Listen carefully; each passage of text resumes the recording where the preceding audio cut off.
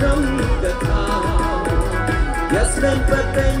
ya kro pateng jing man bu yo ko pi ko ngo ye ka bay ro ao yo kin su ya trong cả thao ya sren pateng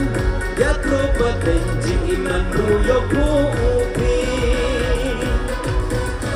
yang treya ida hikai dasikai Uiti brutit lai Cisimuan cisimulai Inam yang ne hasla berkai Yang treya ida hikai dasikai Uiti brutit lai Cisimuan cisimulai Inam yang ne hasla berkai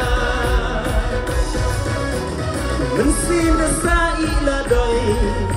Manda chasot get boy Pengkretwa kacwa usilet Am yang ujo makna lendet Mensin desa ila doi Manda chasot get boy Pengkretwa kacwa usilet Am yang ujo makna lendet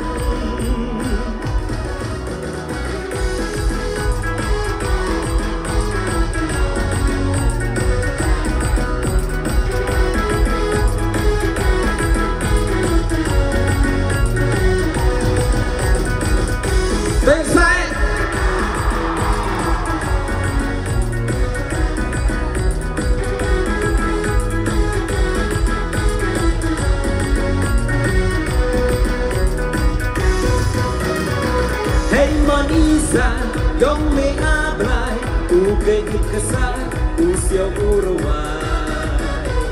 kemen uyo hakan ni kata masa kamchi payu para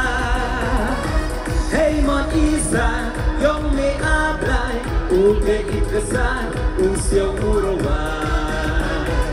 kemen uyo hakan ni kata supra kamchi payu para Ngoden I happy Gam ki bru Yai kurkuum tiki menu Tanya uli I hei pot piplai Koye wana de pocha perka Ngoden I happy Gam ki bru Yai kurkuum tiki menu Tanya uli I hei pot piplai Koye wana de pocha perka Wana ni Neptre Neptre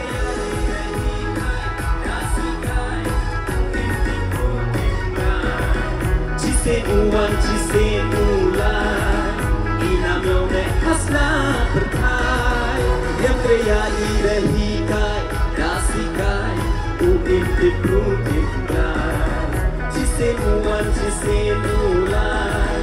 Inam yang ne hasla berkai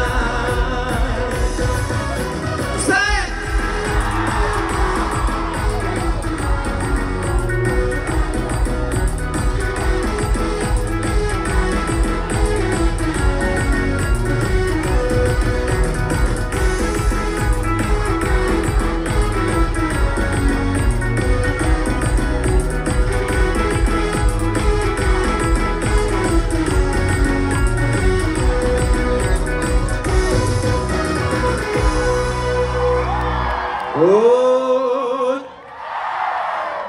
Hoi Hoi Kebelas pun Rumah biang sebenarnya